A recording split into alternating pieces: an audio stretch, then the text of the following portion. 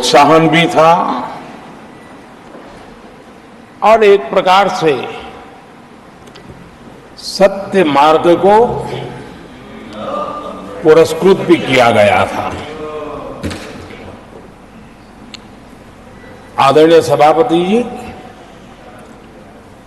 पिछले 2-2.5 दिन में इस चर्चा में करीब 70 माननीय सांसदों ने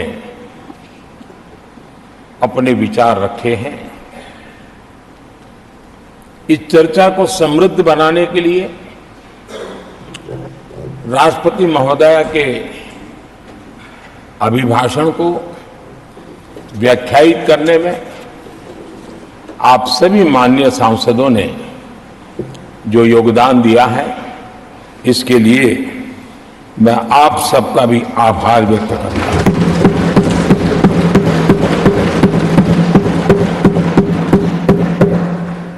आदरणीय सभापति जी, भारत की आजादी के इतिहास में हमारी संसदीय लोकतांत्रिक यात्रा में बहुत दशकों के बाद देश की जनता ने एक सरकार को तीसरी बार देश की सेवा करने का अवसर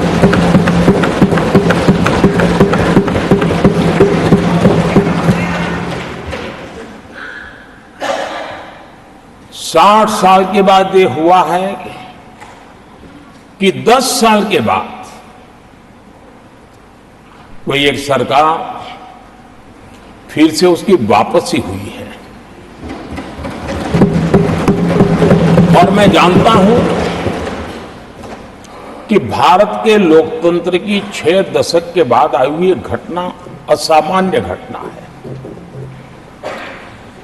और कुछ लोग जानबूझ करके उससे अपना मुंह फेर करके बैठे रहे। कुछ लोगों को समझ नहीं आया और जिनको समझ आया उन्होंने हो हल्ला उस दिशा में किया कि ताकि देश की जनता की इस विवेक बुद्धि पर, देश की जनता के इस महत्वपूर्ण निर्णय पर कैसे छाया कर दी जाए, कैसे उसको ब्लैकआउट किया जाए, इसकी कोशिश हुई। लेकिन मैं पिछले 2 दिन से देख रहा हूं कि आखिर तक पराजय भी स्वीकार हो रहा है और दबे मन से, कम मन से विजय भी स्वीकार हो रहा है।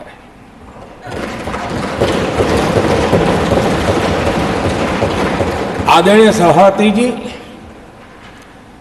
कांग्रेस के हमारे कुछ साथियों को मैं हृदय से धन्यवाद करना चाहता हूं, क्योंकि नतीजे आए तब से हमारे एक साथी की तरफ से मैं देख रहा था, उनकी पार्टी उनको समर्थन तो नहीं कर रहे थे, लेकिन अकेले झंडा लेकर दौड़ रहे थे। और मैं कहता हूं, वो जो कहते थे उनके मुंह में घी शक्कर। और ये मैं क्यों कह रहा हूं? क्योंकि उन्होंने बार बार ढोल पीटा था 1/3 सरकार। इससे बड़ा सत्य क्या हो सकता है कि हमारे 10 साल हुए हैं, 20 और बाकी है। 1/3 हुआ है, 1/3 हुआ है, 2/3 बाकी। और इसलिए उनकी इस भविष्यवाणी को लिए मैं उनके मुंह में घी सकता हूं।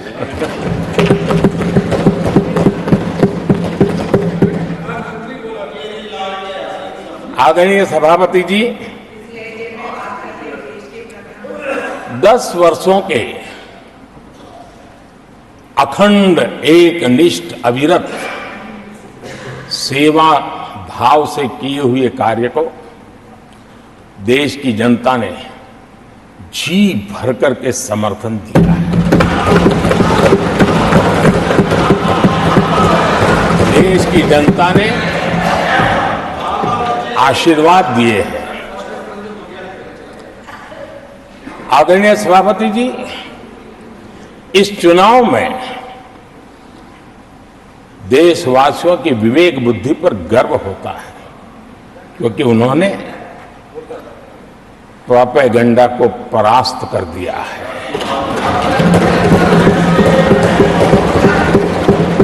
देश की जनता ने परफॉर्मेंस को प्राथमिकता दी है। भ्रम की राजनीति को देशवासियों ने ठुकराया है और भरोसे की राजनीति पर विजय की मोहर लगा।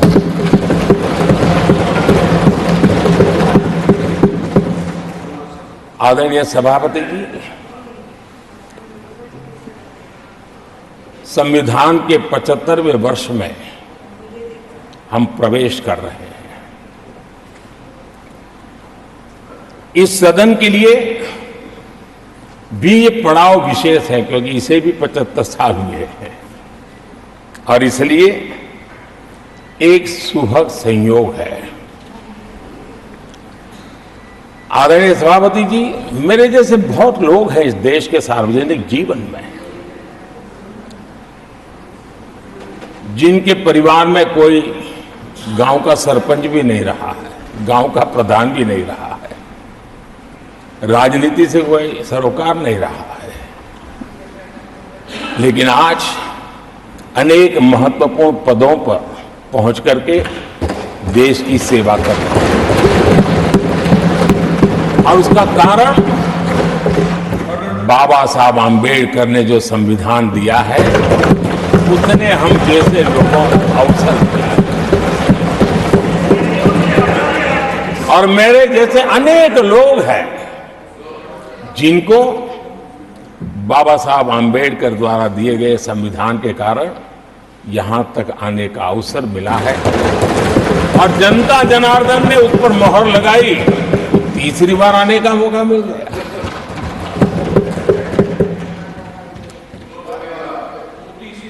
आदरणीय सभापति जी, संविधान हमारे लिए ये कोई आर्टिकल्स का कंपाइलेशन मात्र नहीं है, हमारे लिए उसका स्पिरिट भी और उसके शब्द भी बहुत मूल्यवान है।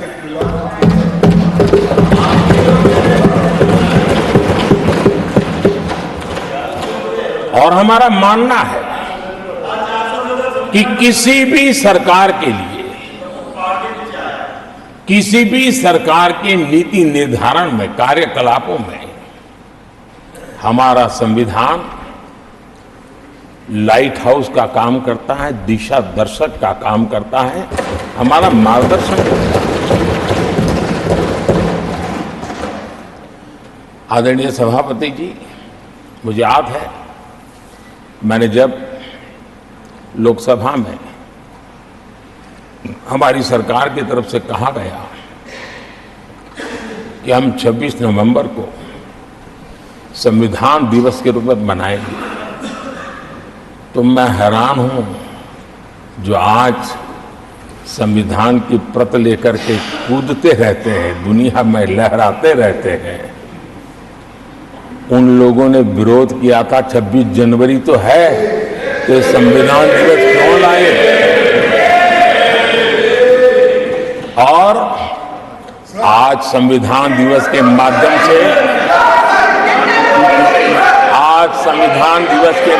से,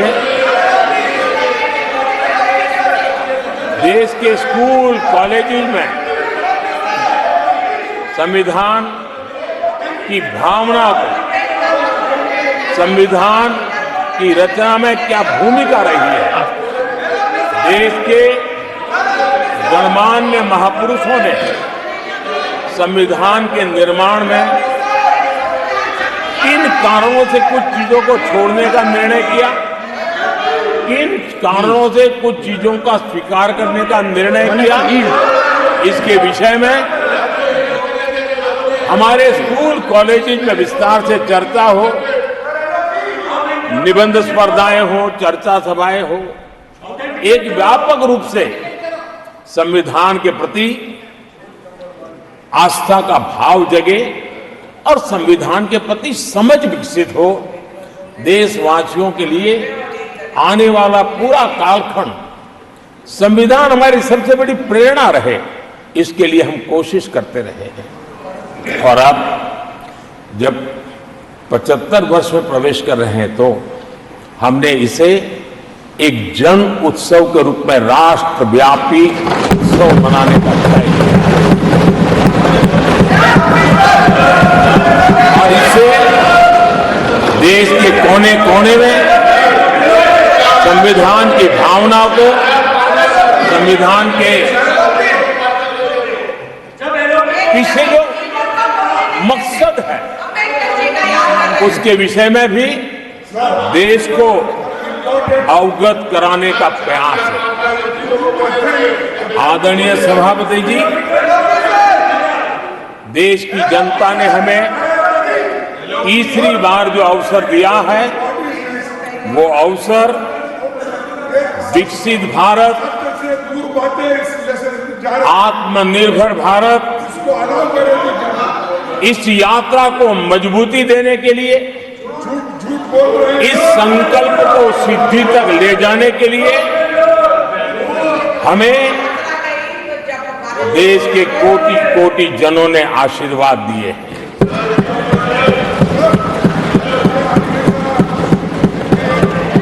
आदरणीय सभापति जी,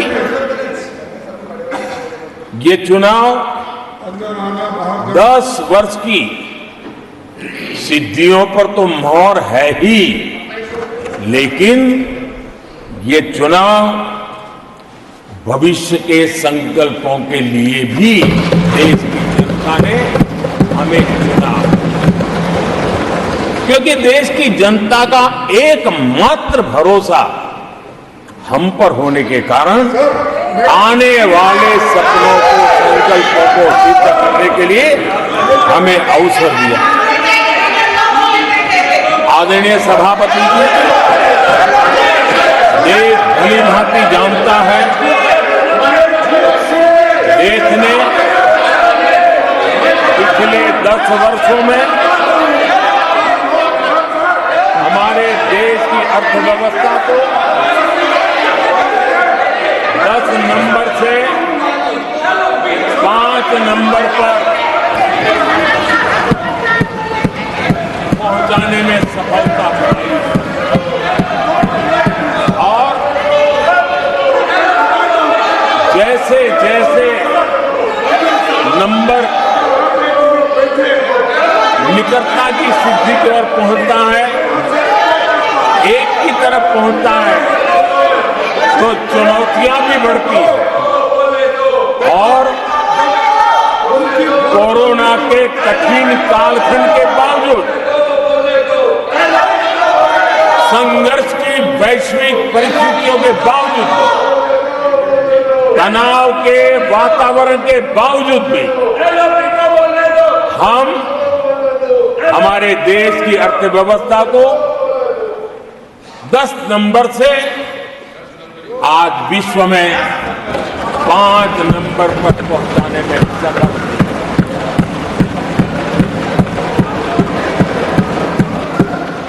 इस बार देश की जनता ने हमें रिकॉर्ड में 5 नंबर से 3 नंबर की इकोनॉमी पर पहुंचाने के लिए जनादेश दिया है और मुझे पक्का विश्वास है कि देश की जनता ने हमें जो जनादेश दिया है, हम भारत की अर्थव्यवस्था को विश्व के टॉप 3 में पहुंचा के रहेंगे।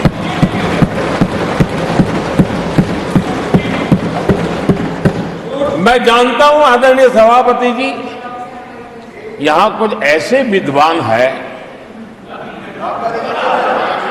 जो ये मानते हैं कि इसमें क्या है, ये तो होने ही वाला है, ये तो अपने आप तीसरे नंबर पे पहुंचने वाली है, ये तो अपने आप हो ही जाएगा। ऐसे विद्वान हैं। अब ये लोग ऐसे हैं जिन्होंने ऑटो पायलट मोड पर सरकार चलाने का या तो रिमोट पायलट पर सरकार चलाने का उनको आदी है, इसलिए वो कुछ करना धरने में विश्वास नहीं करते हैं। वो कुछ करने धरने में विश्वास नहीं करते, वो इंतजार करना जानते हैं। लेकिन हम परिश्रम में कोई कमी नहीं रखते।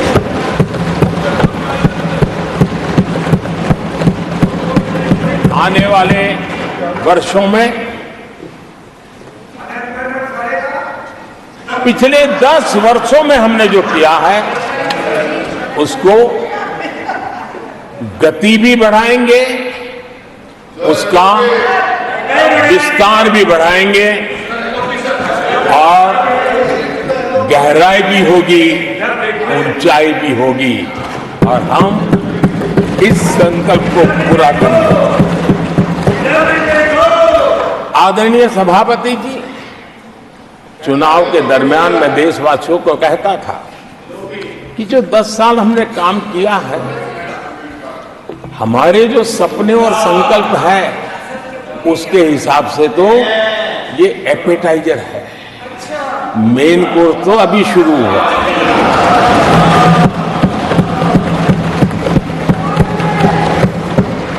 आदरणीय सभापति जी,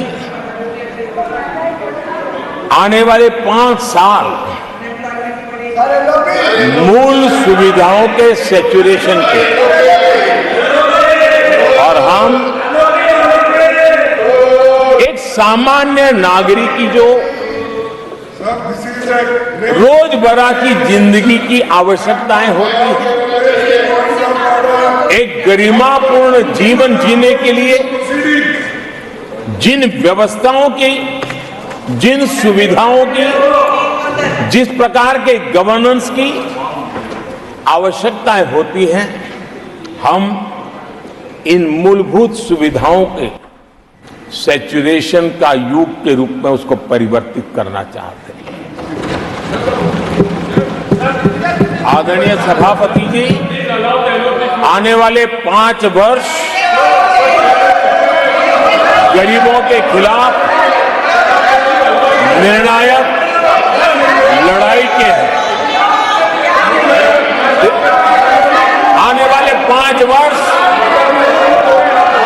गरीबी के खिलाफ गरीबों की लड़ाई, और मैं मानता हूं गरीब जब गरीबी के खिलाफ लड़ाई के लिए एक सामर्थ्य के साथ खड़ा हो जाता है तो गरीबों की गरीबी के खिलाफ की लड़ाई सफलता को प्राप्त करती है। और इसलिए आने वाले 5 साल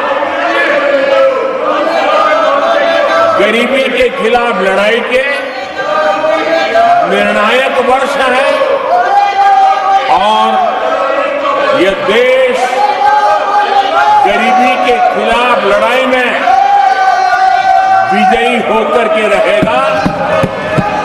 ये पिछले 10 साल के अनुभव के आधार पर मैं बहुत विश्वास से कह सकता हूं।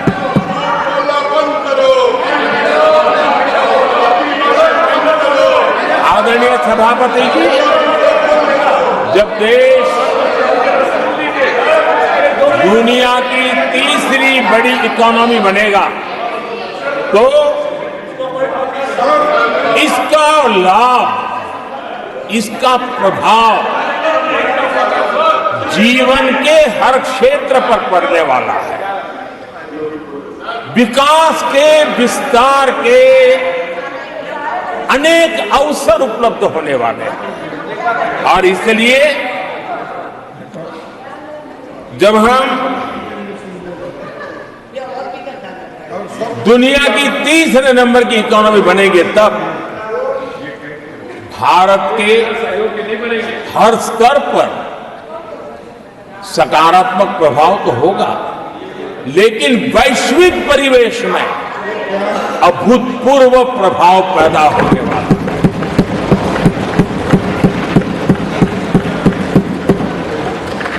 आदरणीय सभापति जी, हम आने वाले कालखंड में नए स्टार्टअप्स का, नई कंपनियों का वैश्विक उभार देख रहे हैं और मैं देख रहा हूं कि आने वाले कालखंड में हमारे टियर 2, टियर 3 सिटीज भी ग्रोथ इंजन की भूमिका में देश में बहुत बड़ा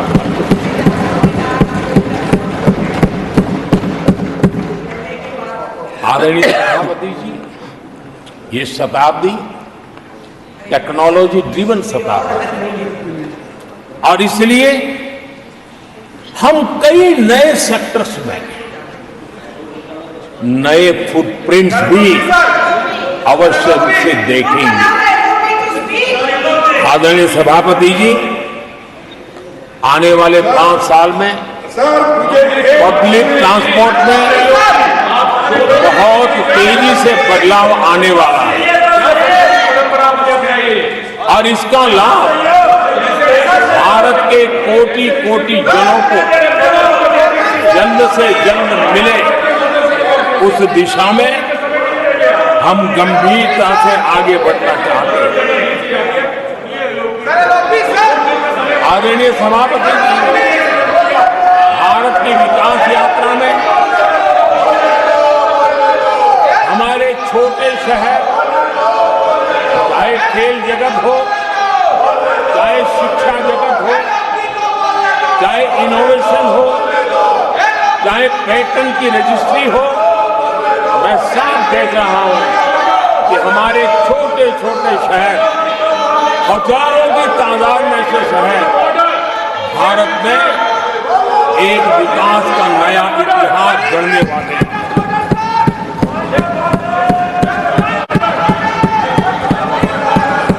आदरणीय सभापति जी, मैंने पहले भी कहा है कि भारत के विकास यात्रा में 4 प्रमुख स्तंभ हैं। उसका सशक्तिकरण, उनको अवसर, ये बहुत बड़ी ताकत देने वाले हैं। आदरणीय सभापति जी,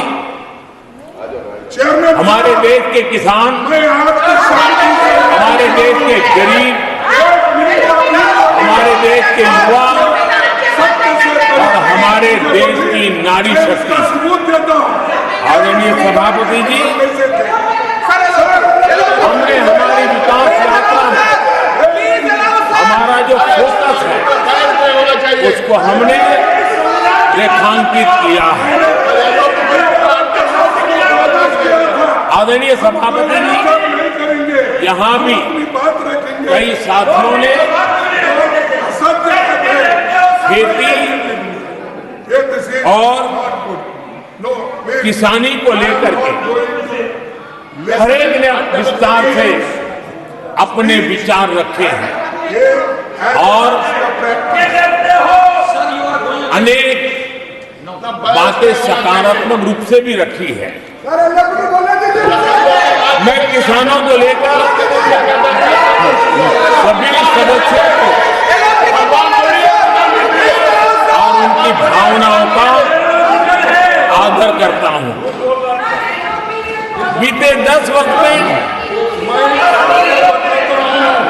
हमारी खेती हर प्रकार से लाभकारी हो, किसान को लाभकारी हो, उस पर हमने हमारा ध्यान केंद्रित किया है।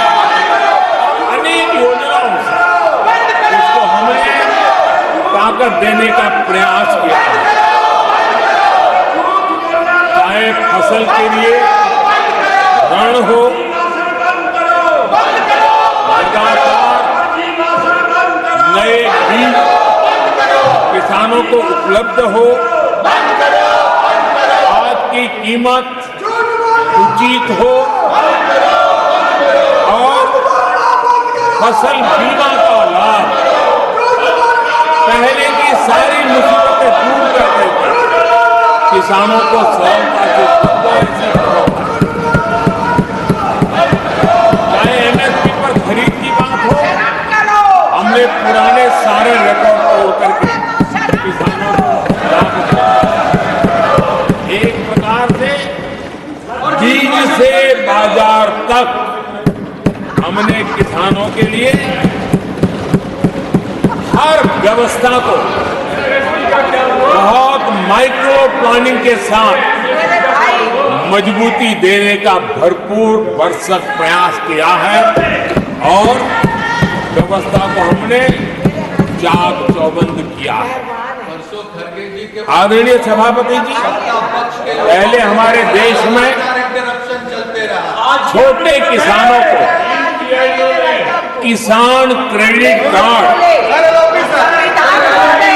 लोन पाना करीब करीब न के बराबर था, बहुत मुश्किल है।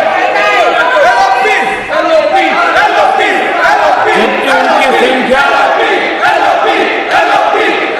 सबसे अधिक आज हमारी नीतियों के कारण, किसान क्रेडिट कार्ड के विस्तार के कारण, आदरणीय सभापति, हमने किसानी को एक व्यापक स्वरूप में देखा है और उस व्यापक स्वरूप में हमने किसान क्रेडिट कार्ड पशुपालकों और मछुआरों को किसान क्रेडिट कार्ड का हमने लाभ मुहैया कराया है और इसके कारण हमारे किसानों का खेती के काम को, उसके विस्तार को भी मजबूती दी है। उस दिशा में भी हमने काम किया। आदरणीय सभापति,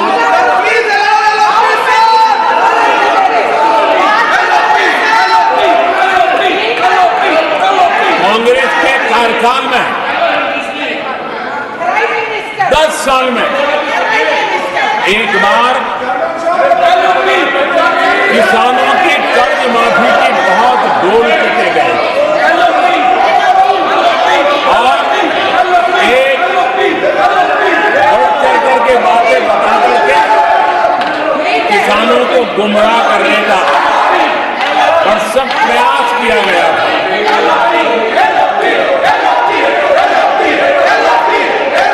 और 60,000 करोड़ की कर्ज माफी, उसका इतना हल्ला मचाया था और एक अनुमान था कि उसके लाभार्थी करीब देश के 3 करोड़ किसान थे। सामान्य गरीब छोटे किसान का तो उसमें नामो निशान नहीं था। जिसको सबसे जरूरत थी, इसकी उनकी योजना में कोई परवाह नहीं थी और उन तक कोई लाभ पहुंच भी नहीं पाया था।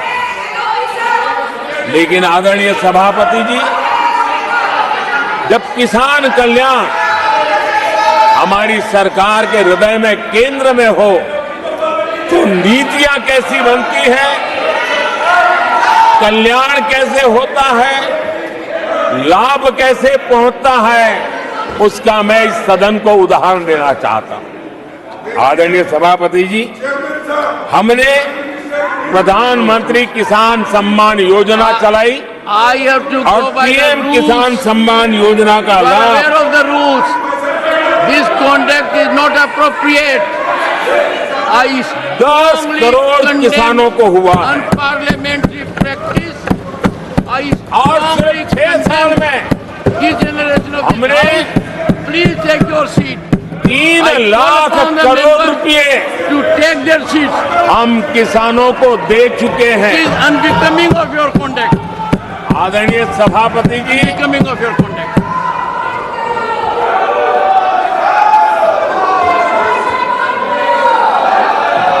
आदरणीय सभापति जी, देश देख रहा है,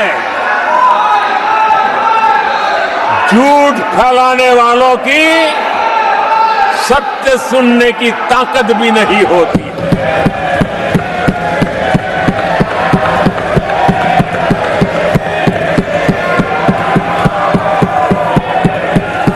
जिनका सत्य से मुकाबला करना, इसके लिए जिनके हौसले नहीं है, वो बैठ करके इतनी चर्चा के बाद उन्होंने उठाए हुए सवालों के जवाब भी सुनने की हिम्मत नहीं है। इन्होंने ये अपर हाउस को अपमानित कर रहे हैं। इस अपर हाउस की महान परंपरा को अपमानित कर रहे हैं। आदरणीय सभापति जी, देश की जनता ने हर प्रकार से उनको इतना पराजित कर दिया है कि अब उनके पास गली मोहल्ले में चीखने के सिवाय कुछ बचा नहीं। नारेबाजी, हो हल्ला और मैदान छोड़ के भाग जाना, यही उनके नसीब में लिखा हुआ है। माननीय सदस्यगण, अत्यंत दर्दनाक, पीड़ादायक, अमर्यादित आचरण से देखकर मैं हूं। शासन तीसरे निरंतर लगातार काल में है, 6 दशक के बाद। मैंने चर्चा की और मैंने अनुरोध किया कि प्रतिपक्ष के नेता को बिना बेरोक टोक बोलने का सुअवसर दिया। आज वो सदन छोड़कर नहीं गए हैं, मर्यादा छोड़कर गए हैं। मिला इस वक्त की बड़ी खबर आपको बता रहे हैं, राज्यसभा में विपक्ष ने हंगामा किया है। प्रधानमंत्री के भाषण के दौरान यह हंगामा देखने को मिला। बड़ी खबर आपको बता रहे हैं, प्रधानमंत्री ने विपक्ष को करारा जवाब दिया। उसके बाद विपक्ष के नेता सदन छोड़कर बाहर चले गए। राज्यसभा में विपक्ष का हंगामा, इस वक्त की बड़ी खबर आपको बता रहे हैं। प्रधानमंत्री के भाषण के दौरान यह हंगामा हुआ है और उसके बाद प्रधानमंत्री ने विपक्ष को करारा जवाब दिया। विपक्ष के नेता सदन छोड़कर बाहर चले गए, वॉकआउट कर दिया है। इस वक्त की बड़ी खबर आपको बता रहे हैं, राज्यसभा में हंगामा हुआ है, विपक्ष का राज्यसभा से वॉकआउट हो गया है। इस वक्त की बड़ी खबर, प्रधानमंत्री नरेंद्र मोदी के भाषण के दौरान विपक्ष ने हंगामा किया। राज्यसभा में विपक्ष ने जोरदार हंगामा किया। प्रधानमंत्री के भाषण के दौरान यह हंगामा हुआ। सदन का मतलब है सत्ता पक्ष की बात सुनो जब आपने अपनी पूरी बात कह दी। माननीय सदस्यगण, आप सब जानते हैं, कल देर रात तक चर्चा रखी गई, हर सदस्य को मौका दिया गया। It is an occasion where they have challenged Indian constitution, they have outraged the spirit of Indian constitution, they have disregarded the oath they have undertaken. मैं इस कुर्सी पर बैठकर इतना दुखी हूं कि भारत के संविधान का इतना बड़ा अपमान, इतना बड़ा मजाक। भारत का संविधान हाथ में रखने की किताब नहीं है, जीने की किताब है। मैं आशा करता हूं कि वो आत्मचिंतन करेंगे, मंथन करेंगे, अपने दिल को टटोलेंगे और कर्तव्य पर आएंगे। माननीय प्रधानमंत्री जी,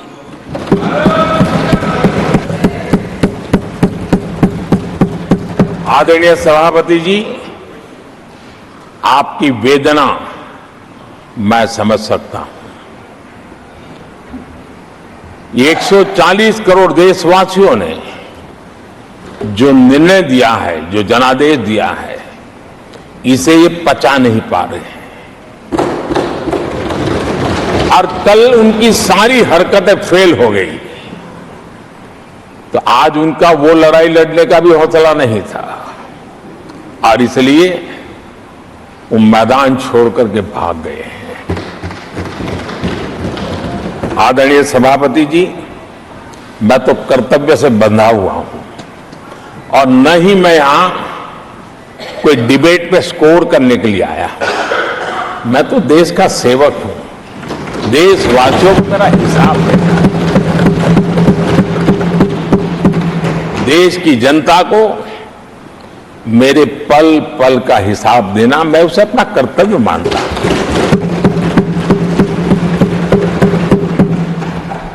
आदरणीय सभापति जी, वैश्विक परिस्थितियां ऐसी पैदा हुई कि फर्टिलाइजर के लिए बहुत बड़ा संकट पैदा हुआ। हमने देश के किसान को मुसीबत में नहीं आने दिया और हमने करीब करीब 12 लाख करोड़ रुपया फर्टिलाइजर में सब्सिडी दी है और जो भारत की आजादी के इतिहास में सर्वाधिक है। और उसी का परिणाम है कि हमारे किसान को फर्टिलाइजर का इतना बड़ा बोझ उस तक हमने जाने नहीं दिया, सरकार ने अपने कंधे पर उसको उठा लिया है। आदरणीय सभापति जी, हमने एमएसपी में भी रिकॉर्ड बढ़ोतरी की है। इतना ही नहीं, खरीद के भी नए रिकॉर्ड बनाए हैं। पहले एमएसपी की घोषणा होती थी लेकिन किसानों से कुछ भी लिया नहीं जाता था, बातें बताई जाती थी। पहले की तुलना में अनेक गुना ज्यादा खरीदी कर करके हमने किसानों को सामर्थ्यवान बनाने का प्रयास किया।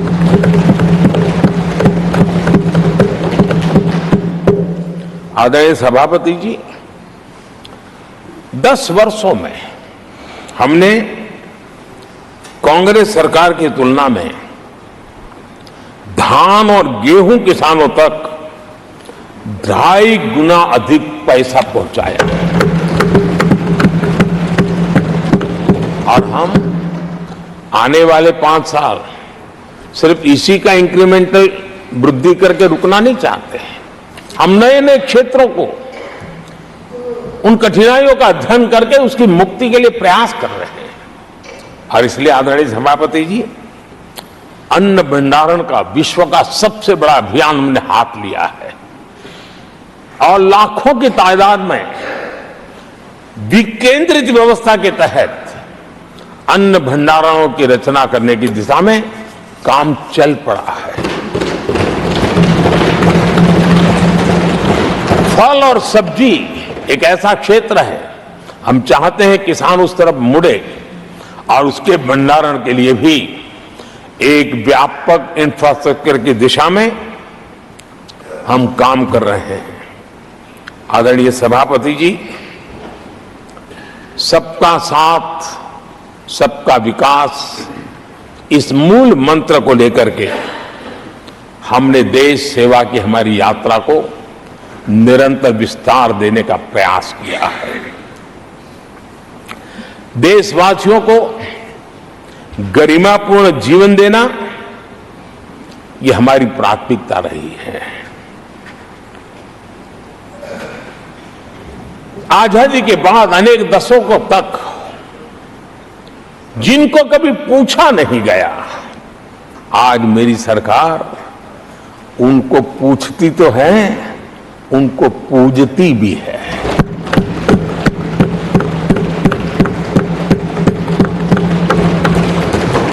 हमारे दिव्यांग भाई बहनों के साथ हमने मिशन मोड में उनकी कठिनाइयों को समझ करके माइक्रो लेवल पर उसको एड्रेस करने का प्रयास किया है और व्यवस्थाएं विकसित करने का प्रयास किया है ताकि वे गरिमापूर्ण जीवन जी सकें और कम से कम किसी का सहारा उनको लेना पड़े, इस दिशा में हमने काम किया है। आदरणीय सभापति जी, हमारे समाज में किसी न किसी कारणवश एक उपेक्षित वर्ग, यानी एक प्रकार से समाज में बार बार हरदूत होने वाला वर्ग, वो ट्रांसजेंडर वर्ग है। हमारी सरकार ने ट्रांसजेंडर साथियों के लिए कानून बनाने का काम किया है और जब पश्चिम की दुनिया के लोग ये सुनते हैं तो उनको भी गर्व होता है। जब भारत इतना प्रोग्रेसिव है, भारत की तरफ बड़े गर्व की नजर से देखा जाता है। हमने उनको मुख्य धारा में लाने का प्रयास शुरू किया है। आपने देखा होगा पद्मा अवार्ड में भी ट्रांसजेंडर को अवसर देने में हमारी सरकार आ गया है। आदरणीय सभापति जी, हमारे गुमंत जनजातीय समुदाय, हमारे गुमंत साथी, हमारे बंजारा परिवार, उनके लिए एक अलग कल्याण बोर्ड बनाया है ताकि उनकी आवश्यकताओं को हम एड्रेस कर सकें और उनको भी एक स्थायी, सुरक्षित और संभावनाओं वाला जीवन प्राप्त हो, उस दिशा में हम काम कर रहे हैं। आदरणीय सभापति जी, हम एक शब्द लगातार सुनते आए हैं, पीबीटीजी, पीबीटीजी, पीबीटीजी। हमारे जनजातीय समूह में ये सबसे पीछे रहा हुआ और आजादी के इतने सालों के बाद भी जिन्होंने उनको निकट से देखा होगा, पता चलता है कि कैसी हालत में जीते हैं। उनकी तरफ किसी ने नहीं देखा। हमने एक विशेष व्यवस्था की है और पीएम जनमन योजना के तहत 24,000 करोड़ रुपए, ये समुदाय बिखरा हुआ है, छोटी संख्या में है, वोट की उनकी ताकत नहीं है और यहां देश की परंपरा है जिसकी वोट की ताकत है उसी की चिंता करना, लेकिन समाज के ऐसे अति पिछड़े लोगों की कोई चिंता नहीं करता था। हमने वो चिंता की है क्योंकि हम वोट की राजनीति नहीं करते, हम विकास की राजनीति करते हैं। आदरणीय सभापति जी, हमारे देश में पारंपरिक पारिवारिक कौशल्य भारत की विकास यात्रा का और व्यवस्था का एक अंग रहा है। जो हमारा विश्वकर्मा समूह है, जिनके पास परंपरागत से हुनर है और जो समाज की आवश्यकताओं को पूरी करता है, लेकिन उनको कभी एड्रेस नहीं किया गया। हमने करीब करीब 13,000 करोड़ रुपए की योजना से विश्वकर्मा समुदाय को आधुनिकता की तरफ ले जाना, उनके अंदर प्रोफेशनलिज्म आई। आदरणीय सभापति जी, गरीबों के नाम पर बैंकों का राष्ट्रीयकरण तो कर दिया गया था, लेकिन मेरे रेहड़ी पटरी वालों को कभी बैंक के दरवाजे तक देखने की हिम्मत नहीं होती थी, हालत थी। पहली बार देश में पीएम स्वनिधि योजना के तहत रेहड़ी पटरी वालों की चिंता की गई है और आज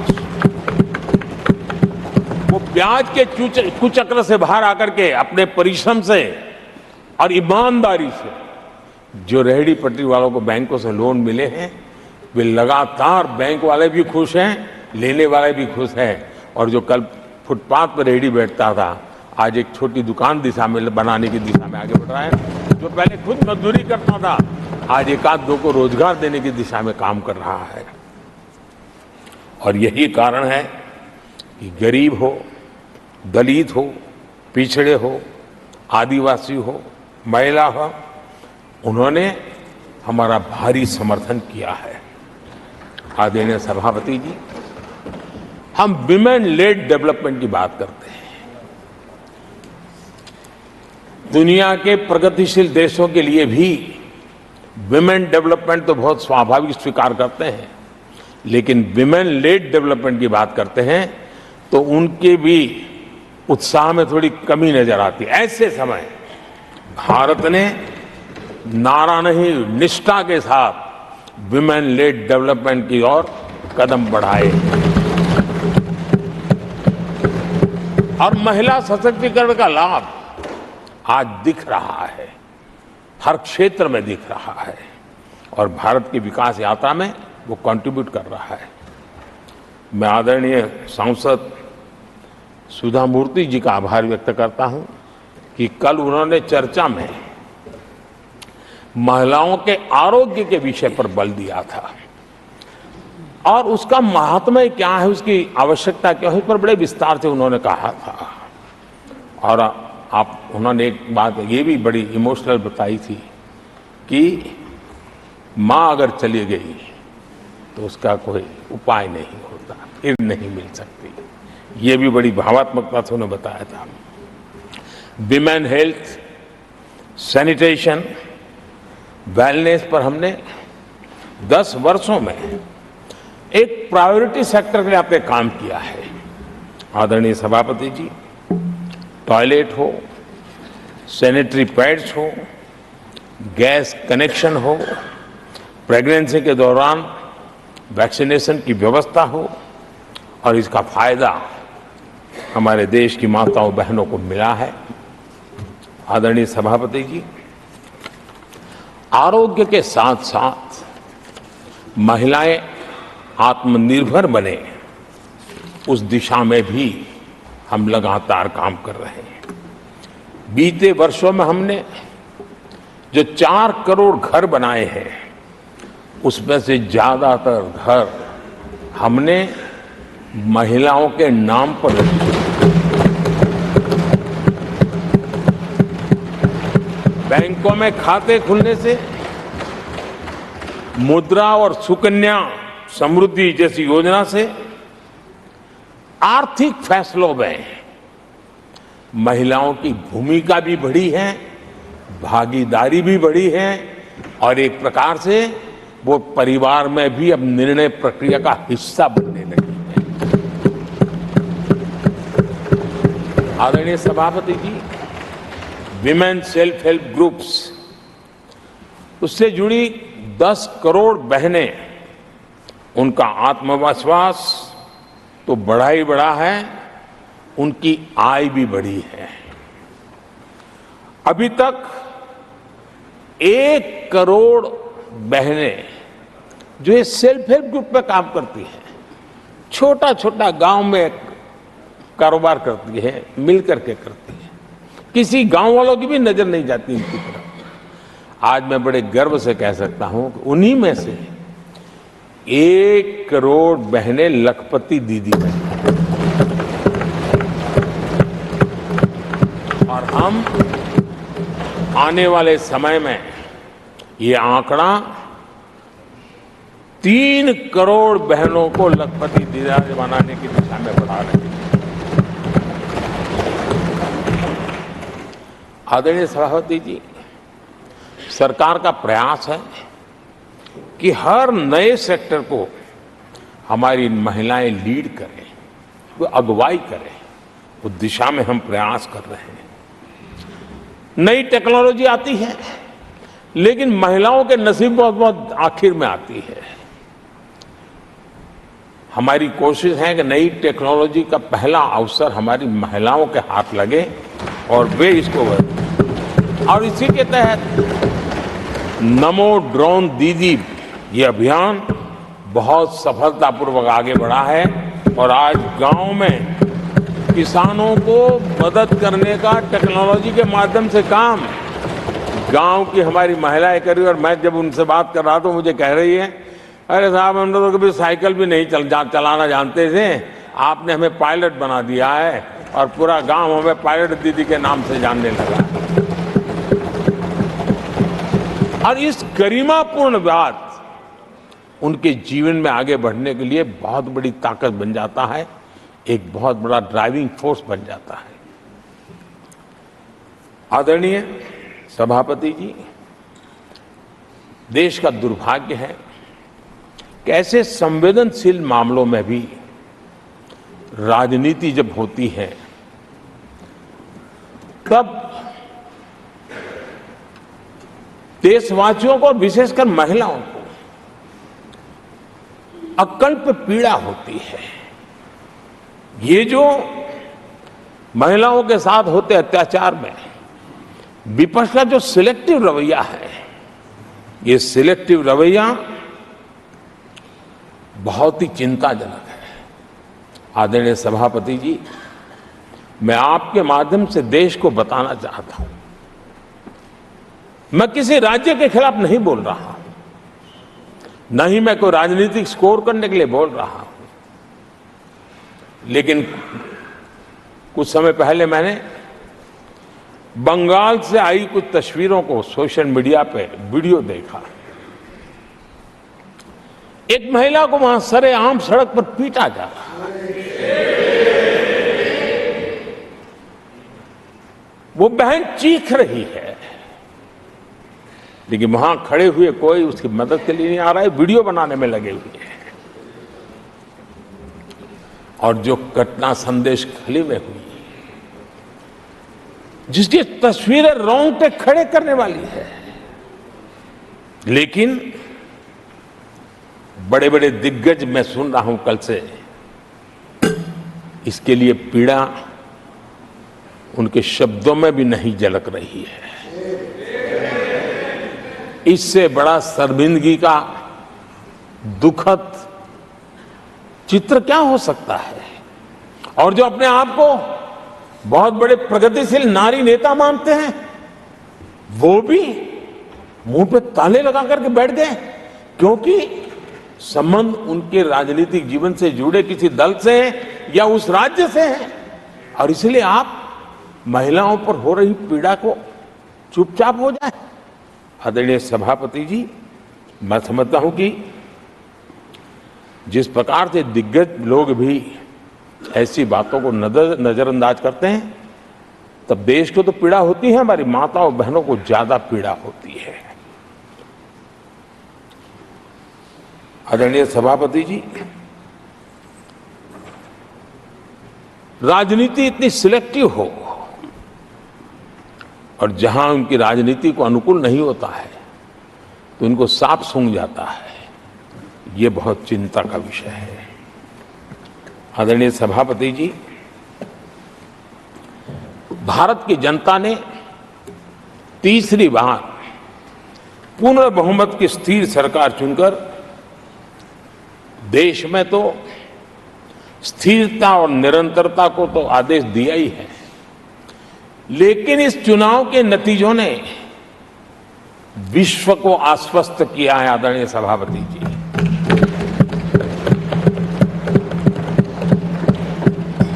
और इस नतीजों के कारण भारत विश्व भर के निवेशकों के लिए एक बहुत बड़ा आकर्षण का केंद्र बनकर के उभर रहा है। इफ्स और बट्स का समय पूरा हो चुका और भारत में विदेश का निवेश भारत के नौजवानों के लिए रोजगार के नए अवसर लेके आता है, भारत के युवाओं के टैलेंट को विश्व के मंच पर ले जाने का एक अवसर बन जाता है। आदरणीय सभापति जी, Honorable Prime Minister, honorable members, the reply to the discussion on the motion of thanks on the President's address is underway. If the House agrees, the lunch hour may be dispensed with to conclude the discussion. Do I have the leave of the House to dispense with the lunch hour today? Honorable Prime Minister, आदरणीय सभापति जी, आपने मुझे भी एक मौका दिया है जो मेरे से पहले एक चेयरमैन को ही मिला है, to listen to the prime minister in his third term replying to the president's address.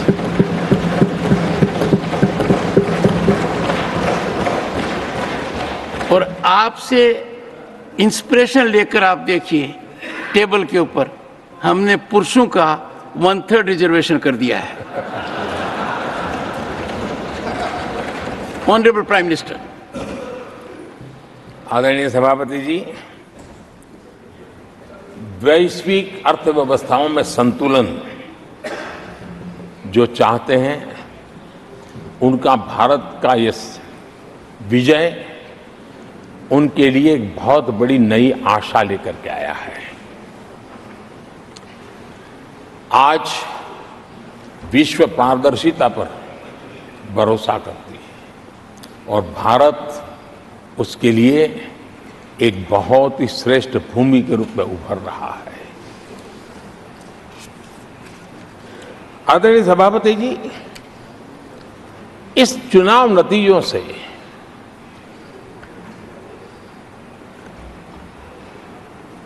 जो कैपिटल मार्केट है उसमें तो उछाल नजर आ ही रहा है, लेकिन दुनिया में भी बहुत बड़ा उमंग और आनंद का माहौल है। तो मैं अपने व्यक्तिगत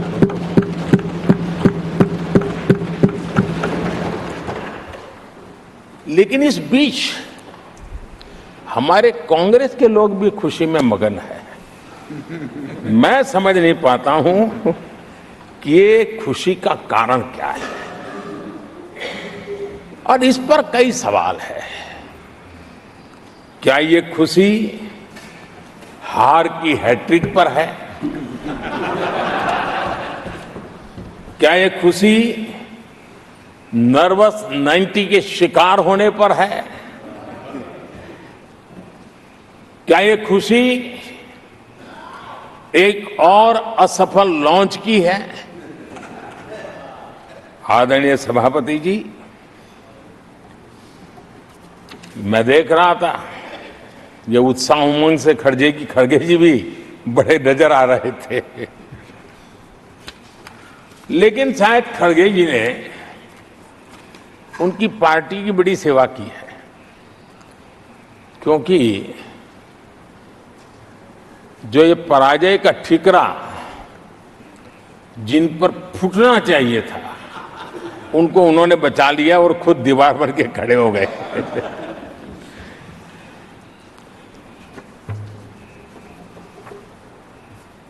और कांग्रेस का रवैया ऐसा रहा है कि जब जब ऐसी परिस्थिति आती है तो दलित को, पिछड़े को ही ये मार झेलनी पड़ती है और वो परिवार बच निकल जाता है। इसमें भी यही नजर आ रहा है। इन दिनों आपने देखा होगा लोकसभा में स्पीकर के चुनाव का मसला हुआ, उसमें भी पराजय तो तय थी, लेकिन आगे किसको किया? तो एक दलित को बड़ी चलाने के लिए खेल खेला उन्होंने। उनको मालूम था कि वो पराजित होने वाले हैं, लेकिन उन्हीं को आगे किया। राष्ट्रपति उपराष्ट्रपति पद के चुनाव थे तो 2022 में उन्होंने उपराष्ट्रपति पद के लिए सुशील कुमार शिंदे जी को आगे किया, उनको मरवा दिया। दलित मरे उनका कुछ जाता नहीं है। 2017 में हार तय थी तो उन्होंने मीरा कुमार को लगा दिया। पराजय हुआ, उनको पराजय झेलना पड़ा। कांग्रेस की एससी, एसटी, ओबीसी ये विरोधी मानसिकता है, जिसके कारण ये पूर्व राष्ट्रपति श्री रामनाथ कोविंद जी का अपमान करते रहे।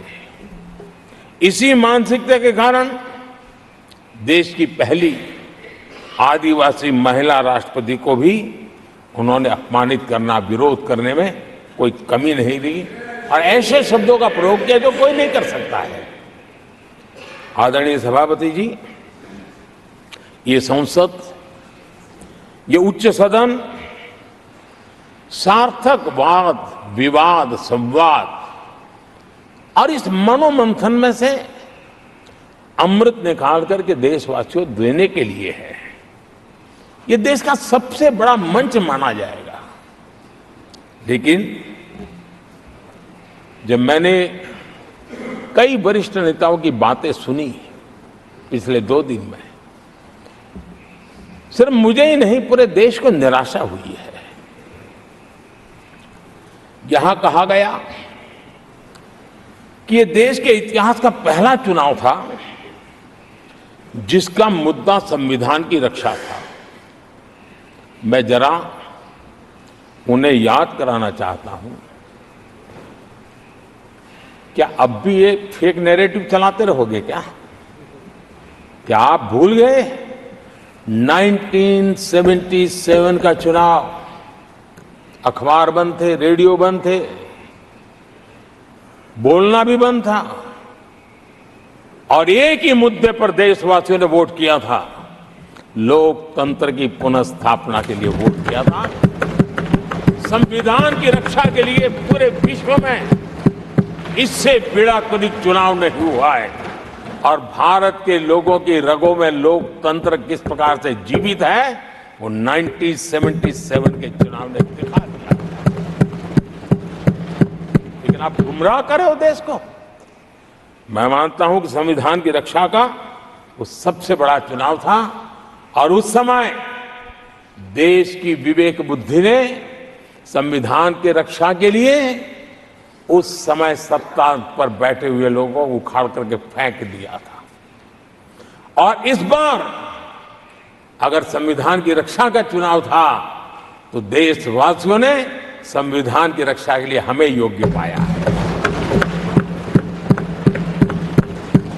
संविधान की रक्षा के लिए देशवासियों को हम पर भरोसा है।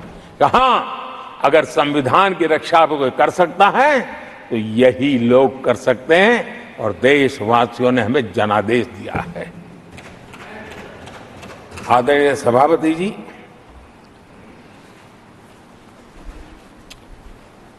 जब खड़गे जी ऐसी बातें बोलते हैं तो जरा पीड़ादायक लगता है, क्योंकि इमरजेंसी के दौरान संविधान पर जो जुल्म हुआ, जो बुलडोजर चलाया गया संविधान के ऊपर, लोकतंत्र की धज्जियां उड़ा दी गई, तब उसी दल के महत्वपूर्ण नेता के रूप में उनके साक्षी है, फिर भी सदन को गुमराह कर रहे हैं। आदरणीय सभापति जी, आपातकाल को मैंने बहुत निकट से देखा है।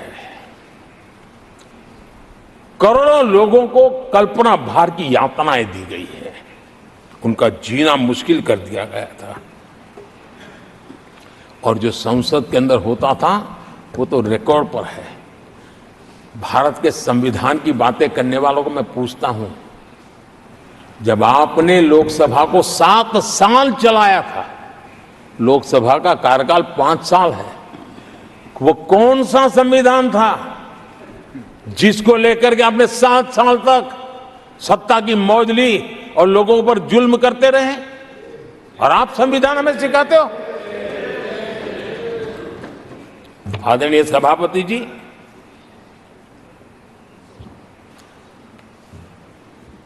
दर्जनों आर्टिकल्स पर, यानी संविधान की आत्मा को छिन्न विच्छिन्न करने का पाप इन्हीं लोगों ने उस कालखंड में किया था। 38वां, 39वां और 42वां संविधान संशोधन, और उस संशोधन में यानी मिनी कॉन्स्टिट्यूशन, यानी मिनी कॉन्स्टिट्यूशन के रूप में कहा जाता था। ये सब क्या था? आपके मुंह में संविधान की रक्षा शब्द शोभा नहीं देता है। ये पाप कर करके आप बैठे हुए लोग हो। इमरजेंसी में पिछली सरकार में 10 साल ये कैबिनेट में थे खड़गे जी, क्या हुआ था? प्रधानमंत्री संवैधानिक पद है, प्रधानमंत्री के पद के ऊपर एनएसी बैठ जाना, ये कौन से संविधान में से लाए थे व्यवस्था? किस संविधान में से बनाया था आप लोगों ने? आपने देश के प्रधानमंत्री पद की गरिमा को चकनाचूर कर दिया था और रिमोट पायलट बनकर के आप उसके माथे पर बैठ गए थे। कौन सा संविधान आपको अनुमति देता है? आदरणीय सभापति जी, जरा ये बताएं हमको, वो कौन सा संविधान है जो एक सांसद को कैबिनेट के निर्णय को सार्वजनिक रूप से फाड़ देने का हक दे देता है? वो कौन सा संविधान था? किस हैसियत से फाड़ा गया था? आदरणीय सभापति जी, हमारे देश में लिखित रूप में प्रोटोकॉल की व्यवस्था है राष्ट्रपति, उपराष्ट्रपति, प्रधानमंत्री, स्पीकर सब कैसे कहाँ होते हैं।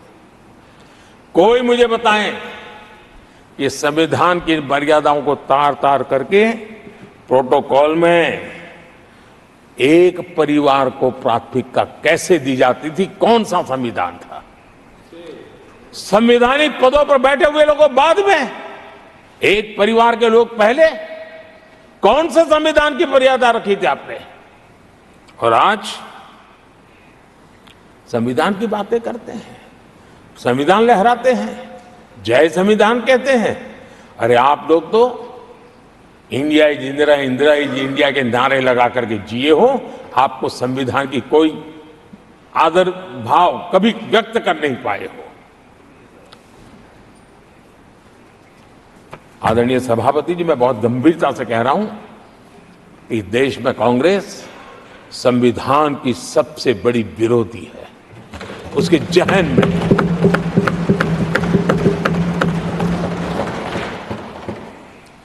आदरणीय सभापति जी, इस पूरी चर्चा के दरमियान उनको 200-500 साल की बातें करने का तो हक है, लेकिन इमरजेंसी की बात निकली तो वो तो बहुत पुराना हो गया। क्या आपके पाप पुराने हो जाते हैं तो खत्म हो जाते हैं क्या? आदरणीय सभापति जी, इस हाउस में कोशिश की गई संविधान की बात करना, लेकिन इमरजेंसी को कभी भी आने नहीं देना। ये चर्चा करने का अनुभव है, लेकिन ये देश, इनके साथ जो लोग बैठे हैं उसमें भी बहुत लोग हैं जो इमरजेंसी के भुक्तभोगी रहे हैं, लेकिन उनकी कुछ मजबूरियां होगी कि आज उनके साथ उन्होंने बैठना पसंद किया है। मतलब अवसरवादिता का ये दूसरा नाम है। संविधान के प्रति समर्पण का भाव होता तो ऐसा नहीं करते। आदरणीय सभापति जी, आपातकाल सिर्फ एक राजनीतिक संकट नहीं था, लोकतंत्र संविधान के साथ साथ ये बहुत बड़ा मानवीय संकट भी था। अनेक लोगों को टॉर्चर किया गया था, अनेक लोग जेल में मृत्यु को शरण हुए थे। जयप्रकाश नारायण जी की स्थिति इतनी खराब हुई कि बाहर आकर के वो कभी ठीक नहीं हो पाए। ये हाल उन्होंने कर दिया था। और प्रताड़ना सिर्फ राजनेताओं की नहीं, आम आदमी को भी नहीं छोड़ा गया था, सामान्य आदमी को भी नहीं। और इनका इतने सारे जुल्म, उसमें इनके लोग भी थे अंदर, उनके साथ भी ये जुल्म हुआ। लेकिन आज भूल, आदरणीय सभापति, वो दिन ऐसे थे कि जो कुछ लोग घर से निकले कभी घर लौट करके वापिस नहीं आए और पता तक नहीं चला कि उनका शरीर कहाँ गया। यहां तक की घटनाएं घटी थी।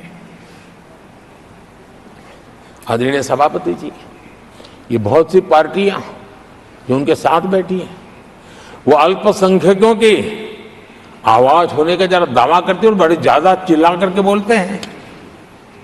क्या कोई मुजफ्फरनगर और तुर्कमान गेट, वहां अल्पसंख्यकों के साथ इमरजेंसी में क्या हुआ था, जरा याद करने की हिम्मत करते हैं क्या? बोलने की हिम्मत करते हैं क्या? आदरणीय सभापति जी, और ये कांग्रेस को क्लीन चिट दे रहे हैं। कैसे देश उनको माफ करेगा? ये शर्मनाक है कि ऐसी तानाशाही को भी आज सही कहने वाले लोग हाथ में संविधान की प्रत लेकर के अपने काले कारनामों को छुपाने की कोशिश कर रहे हैं।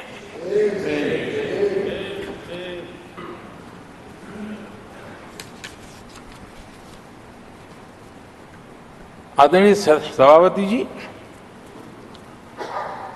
उस समय कई अलग छोटे छोटे राजनीतिक दल थे, ये इमरजेंसी के खिलाफ लड़ाई के मैदान में उतरे थे और धीरे धीरे उन्होंने अपनी जमीन बनाई थी। आज वो कांग्रेस का सहयोग कर रहे हैं। और मैंने कल लोकसभा में कहा था, अब कांग्रेस का परजीवी युग शुरू हुआ है। ये परजीवी कांग्रेस है। जहां वो खुद अकेले लड़े वहां उनका स्ट्राइक रेट शर्मजनक है, और जहां किसी के सहारे, किसी के कंधे पर बैठने का मौका मिला, वहीं पर से बच करके आए हैं। देश की जनता ने आज भी उनको स्वीकार नहीं किया है। वो किसी की आड़ में आए हैं। ये कांग्रेस परजीवी है। किसी और के कारण सहयोगी दलों के वोट खा करके वो जरा फली फूली है, ऐसा दिखता है। और कांग्रेस का परजीवी होने का कारण उनके अपने कारनामों से है। वे देश की जनता का विश्वास नहीं लेता है। वो जोड़ तोड़ करके बचने का रास्ता खोज रहे हैं। जनता जनार्दन का विश्वास जीतने के लिए इनके पास कुछ नहीं है। इसलिए फेक नैरेटिव के द्वारा, फेक वीडियो के द्वारा देश को भ्रमित करके, गुमराह करके अपने कारनामे करने की आदत है। आदरणीय सभापति जी, इस सदन में, ये उच्च सदन है, यहां विकास के विजन पर चर्चा होना स्वाभाविक अपेक्षित है। लेकिन भ्रष्टाचार के गंभीर आरोपों से घिरे लोग, ये कांग्रेस वाले भ्रष्टाचारी बचाओ आंदोलन चलाने लग गए हैं बेशर्मी के साथ। जिनको सजाएं मिली है भ्रष्टाचार में, इनके साथ तस्वीरें निकालने में उनको मजा आ रहा है। पहले ये लोग हमको पूछते थे, बातें तो बड़ी करते थे, भ्रष्टाचारियों पर कार्रवाई क्यों नहीं होती है? और जब भ्रष्टाचारी जेल जा रहे हैं तो हंगामा कर रहे हैं। क्या आप लोगों को जेल क्या भेज रहे हो? आदरणीय सभापति जी, यहां चर्चा के दौरान केंद्र की जांच एजेंसियों पर आरोप लगाए गए हैं। जांच एजेंसियों का ये सरकार दुरुपयोग कर रही है, ऐसा कहा गया है। आदरणीय सभापति जी, अब आप मुझे बताइए, भ्रष्टाचार करे आप, शराब घोटाला करे आप, बच्चों के क्लास के बनाने में घोटाला करे आप, पानी तक में घोटाला करे आप, आपकी शिकायत करे कांग्रेस, आपको कोर्ट में घसीट करके ले जाए कांग्रेस, और अब कार्रवाई हो तो गाली दे मोदी को।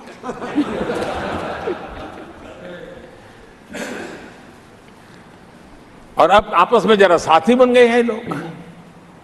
और हिम्मत है तो सदन में खड़े होकर के जवाब मांगो। कांग्रेस पार्टी से मैं आप वालों से कहता हूं, कांग्रेस भी बताएं कि आपने प्रेस कॉन्फ्रेंस करके आपके घोटालों के इतने सारे सबूत देश के सामने रखे थे। कांग्रेस ने प्रेस कॉन्फ्रेंस की थी, इन्हीं लोगों के खिलाफ की थी। अब ये बताएं कि ये जो उन्होंने सबूत प्रेस कॉन्फ्रेंस करके सारी फाइलें बताई थी, क्या वो सबूत सच्चे थे या झूठे थे? दोनों एक दूसरे को खोल करके रख देंगे। आदरणीय सभापति जी, मुझे विश्वास है ऐसी चीजों का जवाब देने की उनके अंदर हिम्मत नहीं है। आदरणीय सभापति जी, ये ऐसे लोग हैं जिनका डबल स्टैंडर्ड है, दोहरा रवैया है। और मैं देश को बार बार ये बात याद दिलाना चाहता हूं, ये कैसा दोगलापन चल रहा है। ये लोग दिल्ली में एक मंच पर बैठ करके जांच एजेंसियों पर आरोप लगाते हैं, भ्रष्टाचारियों को बचाने के लिए रैलियां करते हैं, और केरला में उनके शहजादे, उन्हीं के केरल के एक मुख्यमंत्री जो उनके गठबंधन के साथी है, उनको जेल भेजने की अपील करते हैं, और भारत सरकार को कहते हैं कि इस मुख्यमंत्री को जेल भेज दो। दिल्ली में ईडी सीबीआई की कार्रवाई उस पर हाय तौबा करते हैं। और वही लोग उसी एजेंसी से केरल के मुख्यमंत्री को जेल भेजने की बात करते हैं, शाहजादे। तब लोगों के मन में सवाल उठता है कि इसमें भी दोगलापन।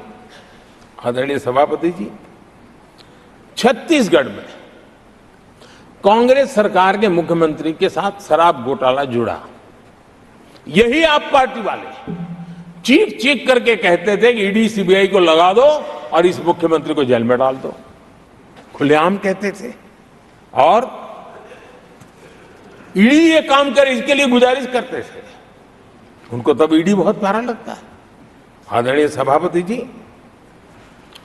ये आज जो लोग जांच एजेंसियों को बदनाम कर रहे हैं, हल्ला मचा रहे हैं, मैं जरा उनकी याददाश्त पर जोर डालना चाहिए, मैं ऐसा उनका आग्रह करता हूं। जांच एजेंसियों का पहले दुरुपयोग कैसे होता था, कौन करता था, मैं जरा बताना चाहता हूं। मैं कुछ बयान आपके सामने रखता हूं। ये पहला बयान है 2013 का। बयान क्या है? कांग्रेस से लड़ना आसान नहीं है, जेल में डाल देगी, सीबीआई पीछे लगा देगी। कांग्रेस सीबीआई व इनकम टैक्स का भय दिखा करके समर्थन लेती है। ये स्टेटमेंट किसका है? ये बयान है स्वर्गीय मुलायम सिंह जी का। कांग्रेस एजेंसियों का कैसा दुरुपयोग करता है, ये मुलायम सिंह जी ने कहा था। और यहां इस सदन के माननीय सदस्य रामगोपाल जी को मैं जरा पूछना चाहता हूं कि रामगोपाल जी, क्या नेताजी कभी झूठ बोलते थे क्या? नेताजी तो सच बोलते थे। आदरणीय सभापति जी, मैं रामगोपाल जी को ये भी कहा जरा भतीजे को भी बताएं, क्योंकि उनको भी याद दिलाया कि राजनीति में कदम रखते ही भतीजे पर सीबीआई का फंदा लगाने वाले कौन थे, जरा याद दिला दें उनको, पता चलेगा। आदरणीय सभापति जी, मैं एक और बयान पढ़ता हूं, ये भी साल 2013 का है। The Congress had used the CBI to strike political bargains with many parties. और कौन कहते हैं?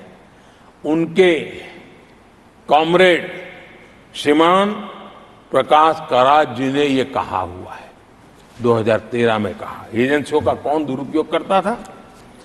एक और महत्वपूर्ण स्टेटमेंट में पढ़ता हूं और मैं याद दिलाना चाहता हूं, स्टेटमेंट क्या है कि सीबीआई पिंजरे में बंद तोता है जो मालिक की आवाज में बोलता है। ये किसी राजनीतिक व्यक्ति का बयान नहीं है, ये हमारे देश की सुप्रीम कोर्ट ने यूपीए सरकार के समय कहा हुआ बयान है। एजेंसियों का दुरुपयोग कौन करता था, इसके जीते जागते सबूत आज मौजूद है। आदरणीय सभापति जी, भ्रष्टाचार के विरुद्ध लड़ाई ये मेरे लिए चुनाव हार जीत का तराजू नहीं है। मैं चुनाव हार जीत के लिए, भ्रष्टाचार के लिए लड़ाई नहीं लड़ रहा हूं। ये मेरा मिशन है, ये मेरा कन्विक्शन है। और मैं मानता हूं कि भ्रष्टाचार एक ऐसी दिमक है जिसने देश को खोखला कर दिया है। इस देश को भ्रष्टाचार से मुक्ति दिलाने के लिए, भ्रष्टाचार के प्रति सामान्य मानवीय के मन में नफरत पैदा करने के लिए मैं जी जान से जुटा हुआ हूं और मैं इस पवित्र कार्य मानता हूं। 2014 में जब हमारी सरकार बनी तो हमने दो बड़ी बातें कही थी। एक, हमने कहा था मेरी सरकार गरीबों को समर्पित है, और दूसरा, भ्रष्टाचार पर, काले धन पर कड़ा प्रहार मेरी सरकार करेगी। ये मैंने 2014 में सार्वजनिक रूप से कहा था। इसी ध्येय को लेकर के एक तरफ गरीबों के कल्याण के लिए विश्व की सबसे बड़ी कल्याण योजना हम चला रहे हैं, गरीब कल्याण योजना चला रहे हैं। दूसरी तरफ भ्रष्टाचार के विरुद्ध नए कानून, नई व्यवस्थाएं, नए तंत्र हम विकसित कर रहे हैं। हमने भ्रष्टाचार निवारण अधिनियम 1988 उसमें संशोधन किया। हमने काले धन के खिलाफ एक नया कानून बनाया। बेनामी संपत्ति को लेकर हम नया कानून लेकर के आए। इन कानूनों से भ्रष्ट अधिकारियों पर भी कार्रवाई हो गई, लेकिन लीकेज हटाने के लिए हमने सकारात्मक रूप से गवर्नमेंट में भी बदलाव लाया। हमने डायरेक्ट बेनिफिट ट्रांसफर पर बल दिया। हमने डिजिटल टेक्नोलॉजी का भरपूर उपयोग किया है और तभी आज हर लाभार्थी तक उसके हक का फायदा तुरंत सीधा पहुंच रहा है। एक नए पैसे का लीकेज नहीं होता है। ये हमारी भ्रष्टाचार के खिलाफ लड़ाई का पहलू है। और जब सामान्य नागरिक को ये व्यवस्थाएं मिलती है तब उसका लोकतंत्र पे भरोसा बढ़ता है, उसको सरकार में अपनापन महसूस होता है, और जब अपनापन महसूस होता है ना, तब तीसरी बार बैठने का मौका मिलता है। आदरणीय सभापति जी,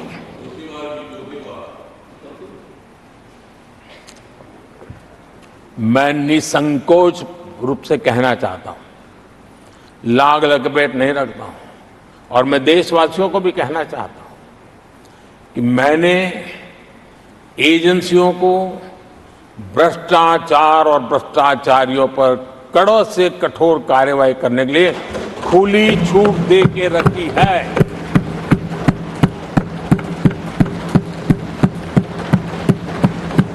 सरकार कहीं पर भी टांग नहीं अड़ाएगी। हां, वो ईमानदारी से काम करे, ईमानदारी के लिए काम करे, ये मेरी सूचना है। और आदरणीय सभापति जी, मैं फिर देशवासियों को कहना चाहता हूं, कोई भी भ्रष्टाचारी कानून से बच करके नहीं निकलेगा, ये मोदी की गारंटी है। आदरणीय सभापति जी, राष्ट्रपति जी ने अपने संबोधन में पेपर लीक को एक बड़ी समस्या बताया है। मेरी अपेक्षा थी कि सारे दल दलीय राजनीति से ऊपर उठकर इस पर अपनी बात रखते, लेकिन दुर्भाग्य से इतना संवेदनशील महत्वपूर्ण मुद्दा भी, मेरे देश के नौजवानों के भविष्य के साथ जुड़ा मुद्दा भी इन्होंने राजनीति के भेंट चढ़ा दिया। इससे बड़ा दुर्भाग्य क्या हो सकता है। मैं देश के नौजवानों को आश्वस्त करता हूं कि आपको धोखा देने वालों को ये सरकार छोड़ने वाली नहीं है। मेरे देश के नौजवानों के भविष्य के साथ खिलवाड़ करने वालों को सख्त से सख्त सजा मिले, इसके लिए एक के बाद एक एक्शन लिए जा रहे हैं। संसद में इन गड़बड़ियों के खिलाफ सख्त कानून भी हमने बनाया है। हम पूरी सिस्टम को मजबूती दे रहे हैं कि भविष्य में मेरे देश के नौजवानों को आशंका भरी स्थिति में भी रहना न पड़े। पूरे विश्वास के साथ वो अपने सामर्थ्य को प्रदर्शित करें और अपने हक का प्राप्त करें, इस बात को लेकर के हम काम कर रहे हैं।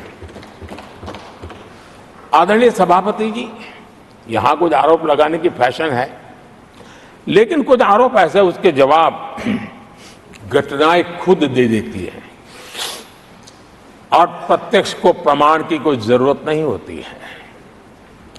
जम्मू कश्मीर में हाल में हुए लोकसभा चुनाव में मतदान के जो आंकड़े हैं वो पिछले 4 दशक के रिकॉर्ड को तोड़ने वाले हैं। और इसको सिर्फ कोई घर से गया बटन दबा के आया इतना नहीं है, भारत के संविधान को स्वीकृति देते हैं, भारत के लोकतंत्र को स्वीकृति देते हैं, भारत के इलेक्शन कमीशन को स्वीकृति देते हैं। ये बहुत बड़ी सक्सेस है आदरणीय सभापति। देशवासी जिस पल की प्रतीक्षा करते थे वो आज इतनी सहज सरलता के सामने दिख रही है आदरणीय सभापति। बीते अनेक दशकों में बंद, हड़ताल, आतंकी धमकियां, इधर उधर बम धमाके की कोशिशें एक प्रकार से लोकतंत्र पर ग्रहण बनी हुई थी। आज इस बार लोगों ने संविधान पर अटूट विश्वास रखते हुए अपने भाग्य का फैसला लिया है। मैं जम्मू कश्मीर के मतदाताओं को विशेष रूप से बधाई देता हूं। आदरणीय सभापति जी, जम्मू कश्मीर में आतंकवाद से हमारी लड़ाई एक प्रकार से अंतिम दौर पर है, अंतिम चरण में है। आतंक के बचे हुए नेटवर्क को भी हम सख्ती से नेस्त नाबूद करने के लिए पूरी व्यूहरचना के साथ आगे बढ़ रहे हैं। बीते 10 वर्षों में पहले की तुलना में आतंकी घटनाओं में बहुत गिरावट आई है। अब पत्थरबाजी की खबरें भी शायद ही किसी कोने में एक आध बार आ जाए तो आ जाए। अब जम्मू कश्मीर में आतंक और अलगाव खत्म हो रहा है और इस लड़ाई में जम्मू कश्मीर के नागरिक हमारी मदद कर रहे हैं, नेतृत्व कर रहे हैं। ये सबसे जरा विश्वास पैदा करने वाली बात है। आज वहां टूरिज्म नए रिकॉर्ड बना रहा है, निवेश बढ़ रहा है। आदरणीय सभापति जी, आज जो नॉर्थ ईस्ट को लेकर सवाल उठाते हैं, उन्होंने नॉर्थ ईस्ट को अपने हाल पर छोड़ के रखा था, क्योंकि उनकी जो चुनावी हिसाब किताब होता है, नॉर्थ ईस्ट से इतनी ही लोकसभा की सीटें हैं, क्या उससे राजनीति में फर्क पड़ता है? कभी कोई परवाह नहीं की, उसे उनके नसीब पर छोड़ दिया था। हम नॉर्थ ईस्ट को आज देश के विकास का एक सशक्त इंजन बनाने की और हम ताकत से लगे। नॉर्थ ईस्ट पूर्वी एशिया के साथ ट्रेड, टूरिज्म और कल्चरल कनेक्टिविटी उसका गेटवे बन रहा है। और ये जो कहते हैं ना 21वीं सदी भारत की सदी, उसमें ये इनिशिएटिव बहुत बड़ा रोल प्ले करने वाला है। ये हमें स्वीकार करना होगा। आदरणीय सभापति जी, हमने नॉर्थ ईस्ट में गत 5 वर्ष में जो काम किया है, और अगर पुराने कांग्रेस के हिसाब से साथ उसको अगर तुलना कर दी जाए, हमने जितना काम 5 साल में किया है, इतना अगर उनको करना होता ना तो कम से कम 20 साल लग जाते, एक पीढ़ी और चली जाती। हमने इतना तेजी से काम किया है। आज नॉर्थ ईस्ट की कनेक्टिविटी उसके विकास का मूलभूत आधार है, उसको हमने प्राथमिकता दी है। और आज भूतकाल के सारे इंफ्रास्ट्रक्चर से कई गुना आगे हम निकल चुके हैं और हमने उसको करके दिखाया है। आदरणीय सभापति जी, नॉर्थ ईस्ट में स्थायी शांति के लिए 10 वर्षों में अनेक प्रयास किए गए हैं और निरंतर प्रयास किए गए हैं। बिना रुके, बिना थके, हर एक को विश्वास में लेते हुए में प्रयास किए गए हैं और उसकी चर्चा कम हुई है देश में, लेकिन परिणाम बहुत ही आशा पैदा करने वाले निकले हैं। राज्यों के बीच सीमा विवाद संघर्षों को जन्म देता रहा है और आजादी से अब तक ये निरंतर चलता रहा है।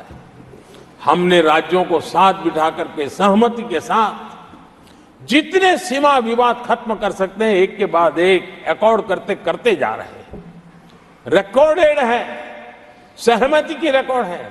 और उसके लिए जो सीमाओं में किसी को उधर जाना है, किसी को यहां आना है, कहीं रेखा यहां बनानी, कहीं रेखा वहां, वो सारे काम कर चुके हैं।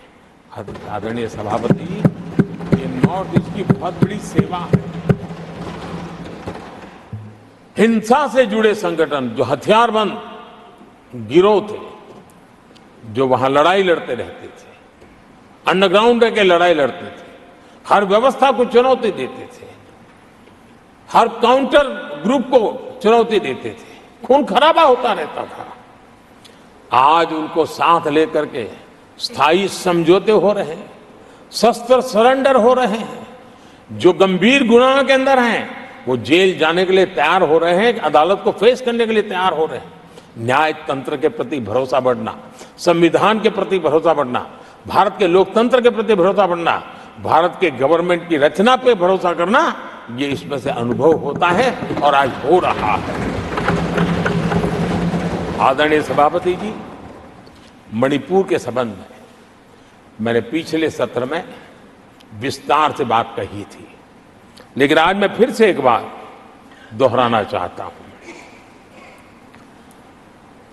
मणिपुर की स्थिति सामान्य करने के लिए सरकार निरंतर प्रयासरत है। वहां जो कुछ भी घटनाएं घटी, 11,000 से ज्यादा एफआईआर की गई है। मणिपुर छोटा सा राज्य है, 11,000 एफआईआर की गई है। 500 से ज्यादा लोग अरेस्ट हुए हैं। आदरणीय सभापति जी, इस बात को भी हमें स्वीकार करना होगा कि मणिपुर में लगातार हिंसा की घटनाएं कम होती जा रही है। इसका मतलब शांति का आशा रखना, शांति पे भरोसा करना संभव हो रहा है। आज मणिपुर के अधिकांश हिस्सों में आम दिनों की तरह स्कूल चल रहे हैं, कॉलेज चल रहे हैं, दफ्तर और दूसरे संस्थान खुले रहे हैं। आदरणीय सभापति जी, मणिपुर में भी जैसे देश के अन्य भागों में परीक्षाएं हुई, वहां भी परीक्षाएं हुई हैं और बच्चों का अपनी विकास यात्रा जारी रखी है। आदरणीय सभापति, केंद्र और राज्य सरकार सभी से बातचीत करके शांति के लिए, सौहार्द रास्ता खोलने के लिए लगातार प्रयास कर रही है। छोटे छोटे इकाइयों को जोड़ करके इन ताने बाने को गूंथना एक बहुत बड़ा काम है और शांतिपूर्ण तरीके से हो रहा है। बीते समय में पहले की सरकारों में ऐसा नहीं हुआ है। गृह मंत्री स्वयं कई दिनों तक वहां रहे हैं, गृह राज्य मंत्री हफ्तों तक वहां रहे हैं और बार बार वहां जाकर के संबंधित लोगों को जोड़ने का प्रयास करते रहे हैं। आदरणीय सभापति जी, पॉलिटिकल लीडरशिप तो है ही, लेकिन सरकार के सभी वरिष्ठ अधिकारी जिसका जिसका इन काम से संबंध है, वे लगातार वहां फिजिकल जाते हैं, लगातार वहां संपर्क में रहते हैं और समस्या के समाधान के लिए हर प्रकार से प्रयासों को बल दिया जा रहा है। आदरणीय सभापति जी, इस समय मणिपुर में बाढ़ का भी संकट चल रहा है और केंद्र सरकार राज्य सरकार के साथ मिलकर के पूरा सहयोग कर रही है। आज ही एनडीआरएफ की 2 टीमें वहां पहुंची है, यानी कि प्राकृतिक मुसीबत में भी केंद्र और राज्य मिलकर के मणिपुर की चिंता कर रहे हैं। आदरणीय सभापति जी, हम सभी को राजनीति से ऊपर उठ करके वहां की स्थिति को सामान्य बनाने में सहयोग करना चाहिए, ये हम सबका कर्तव्य है। आदरणीय सभापति जी, जो भी तत्व मणिपुर की आग में घी डालने की कोशिश कर रहे हैं, मैं उनसे आगाह करता हूं कि ये हरकतें बंद करें। एक समय आएगा मणिपुर ही उनको रिजेक्ट करने वाला है, ऐसे लोगों को। आदरणीय सभापति जी, जो लोग मणिपुर के इतिहास को जानते हैं, मणिपुर की घटनाक्रम को जानते हैं, उनको पता है कि वहां का सामाजिक संघर्ष का एक लंबा इतिहास रहा है। उस संघर्ष की मानसिकता की जड़ें बहुत गहरी हैं, इसको कोई नकार नहीं सकता है। और कांग्रेस के लोग ये न भूले कि मणिपुर में इन्हीं कारणों से 10 बार राष्ट्रपति शासन लगाना पड़ा है। इतने छोटे से राज्य में 10 बार प्रेसिडेंशियल रूल लगाना पड़ा है, राष्ट्रपति शासन लगाना पड़ा है। कुछ तो मुसीबतें होगी, और ये हमारे कालखंड में नहीं हुआ है। लेकिन फिर भी राजनीतिक फायदा उठाने के लिए वहां पर जिस प्रकार की हरकतें हो रही है, और राष्ट्रपति जी, आदरणीय सभापति जी, मैं इस सदन में देशवासियों को मैं बताना चाहता हूं, 1993 में मणिपुर में ऐसे ही घटनाओं का क्रम चला था, और इतना तीव्र चला था, इतना व्यापक चला था, वो 5 साल लगातार चला था।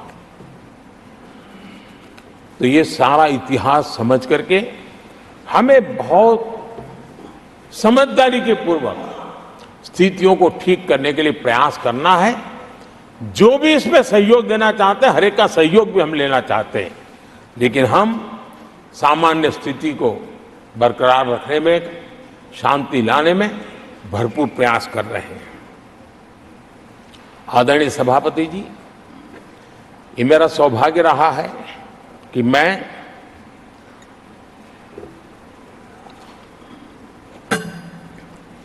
प्रधानमंत्री प्रधान सेवक के रूप में यहां आया। उसके पहले लंबे अरसे तक मुझे मुख्यमंत्री के रूप में सेवा करने का अवसर मिला था, और इसके कारण मैं अनुभव से सीखा हूं कि फेडरलिज्म का महात्म्य क्या होता है, और उसी में से कोऑपरेटिव फेडरलिज्म और उसी में से कॉम्पिटिटिव कोऑपरेटिव फेडरलिज्म, इन विचारों को मैं बल देता आया हूं। और इसीलिए जब G20 समिट हुई तो हम दिल्ली में कर सकते थे, हम दिल्ली में बहुत बड़ा तामझाम के साथ मोदी की वाहवाही कर सकते थे, लेकिन हमने ऐसा नहीं किया। हमने हर देश के हर राज्य के अंदर अलग अलग कोने में G20 के महत्वपूर्ण कार्यक्रम किए। उस राज्य को ज्यादा से ज्यादा वैश्विक प्रतिष्ठा मिले, इसके लिए प्रयास किया गया। उस राज्य का ब्रांडिंग हो, विश्व उस राज्य को जाने पहचाने, उसके सामर्थ्य को जाने, और उसकी विकास यात्रा के लिए खुद भी अपना नसीब आजमाए। इस दिशा में हमने काम किया है, क्योंकि हम जानते हैं कि फेडरलिज्म के और रूप होते हैं। आदरणीय सभापति जी, जब कोविड के खिलाफ हम लड़ाई लड़ते थे, जितनी बार मुख्यमंत्रियों के साथ संवाद हुआ है, शायद हिंदुस्तान की आजादी के इतिहास में इतने कम समय में इतनी बार नहीं हुआ है, हमने किया।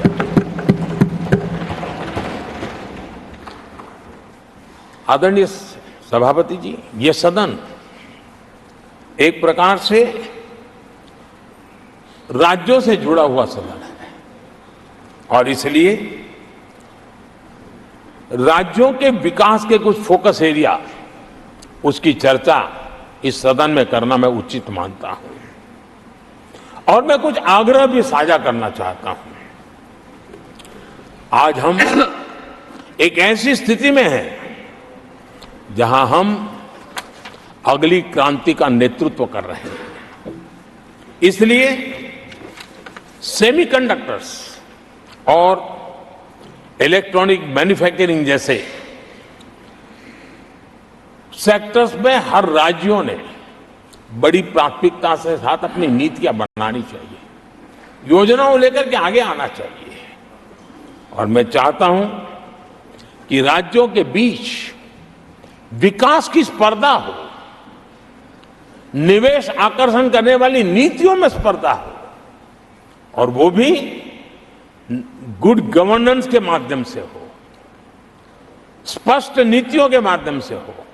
मैं पक्का मानता हूं कि आज जब विश्व भारत के दरवाजे पर दस्तक दे रहा है, तब हर राज्य के लिए अवसर है। और जब ये राज्यों से जुड़ा हुआ सदन है, तो मैं आग्रह करूंगा राज्यों से कि आप आगे आइए और विकास की यात्रा में आप भी उसका फायदा उठाइए। रोजगार सृजन में इस राज्यों के बीच स्पर्धा क्यों न होनी चाहिए? फलाने राज्य की उस नीति के कारण उस राज्य में नौजवानों को इतना रोजगार मिला, तो दूसरा राज्य कहा है तुम्हारी नीति में मैंने +1 कर दिया तो मुझे ये फायदा मिला। रोजगार के लिए राज्यों के बीच में स्पर्धा क्यों नहीं होनी चाहिए? मैं समझता हूं कि ये देश के नौजवानों के भाग्यों को बदलने में बहुत काम आएगा। आज नॉर्थ ईस्ट में, असम में सेमीकंडक्टर पर तेज गति से काम चल रहा है, और इससे असम, नॉर्थ ईस्ट, वहां के नौजवानों को बहुत ही फायदा होने वाला है, और साथ साथ देश को भी फायदा होने वाला है।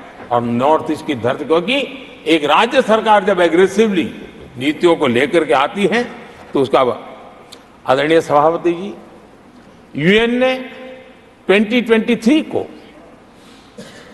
ईयर ऑफ मिलेट्स के रूप में घोषित किया था।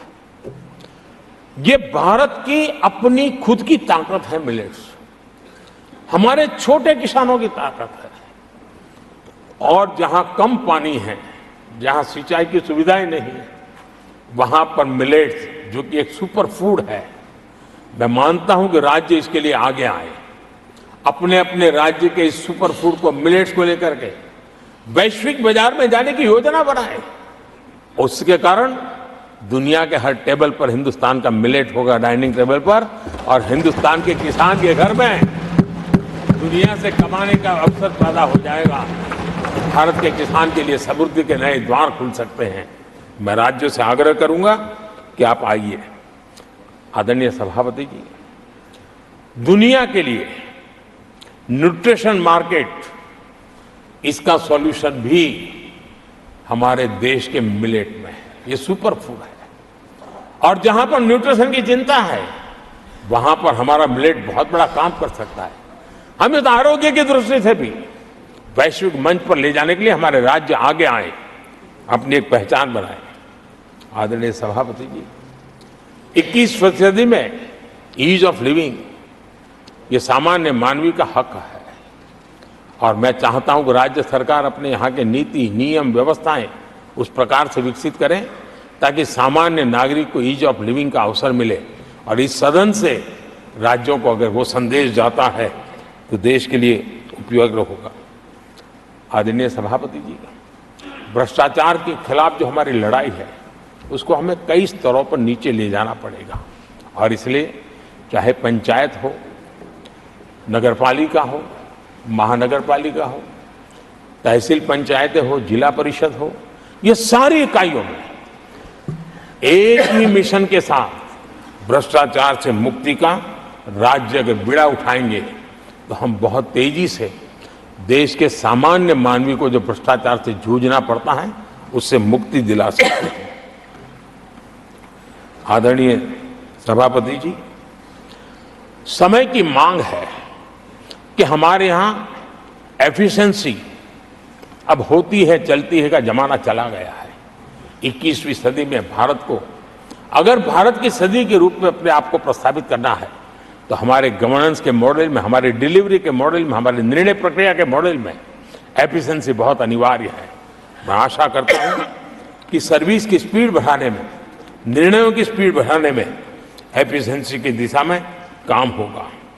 और जब इस प्रकार से काम होते हैं तो ट्रांसपेरेंसी भी आती है, इफ्स एंड बर्ड्स भी नहीं रहते हैं, और सामान्य मानवीय के हकों की रक्षा भी होती है, और ईज ऑफ लिविंग, इसका एहसास हर नागरिक कर सकता है।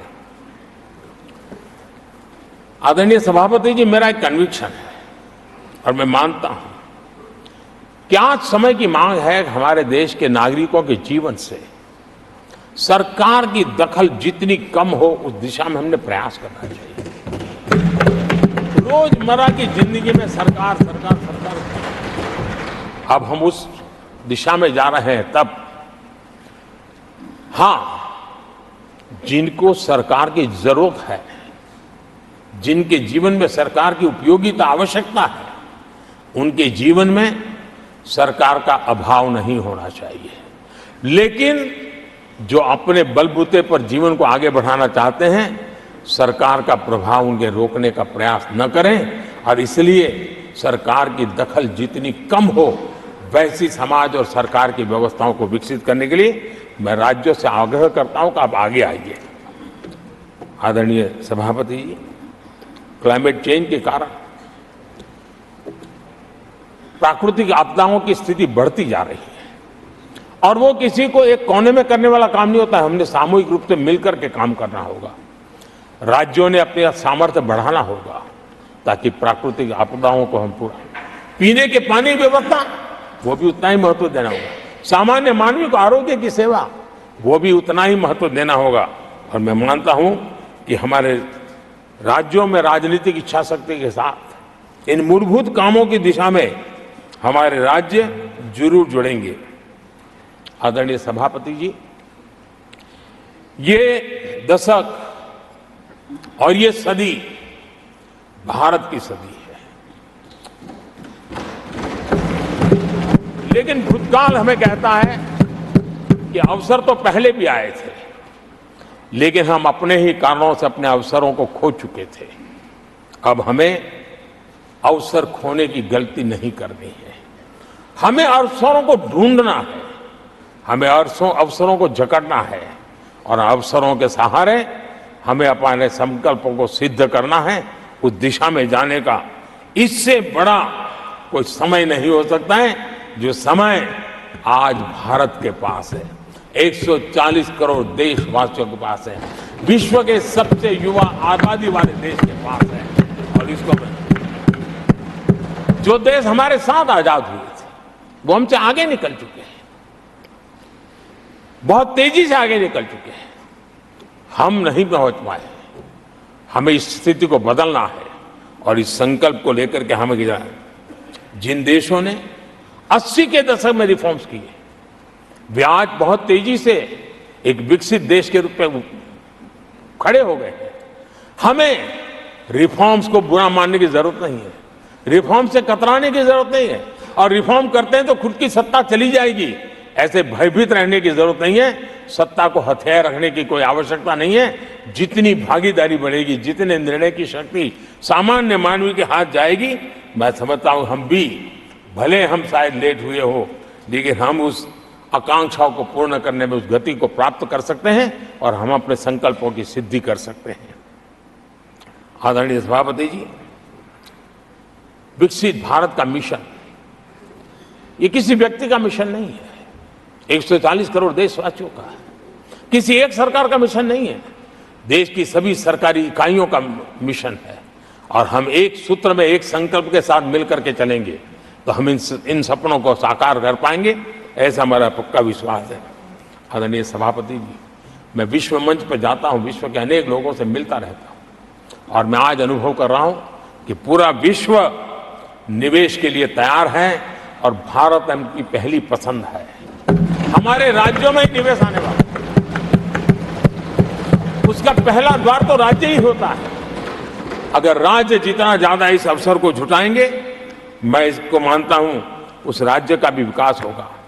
आदरणीय सभापति जी, जिन जिन बातों को हमारे माननीय सदस्यों ने उठाया था, उन सबको संकलित रूप में जानकारी देने का मैंने प्रयास किया है। और आदरणीय राष्ट्रपति महोदय ने जो अभिभाषण दिया, जो हमारे लिए दिशा निर्देश दिए हैं और देश के सामान्य मानवीय के अंदर जो उन्होंने विश्वास पैदा किया है, इसके लिए मेरी तरफ से भी और इस सदन की तरफ से भी मैं राष्ट्रपति जी का हृदय से बहुत बहुत आभार व्यक्त करते हुए मेरी वाणी को विराम देता हूं। बहुत बहुत धन्यवाद।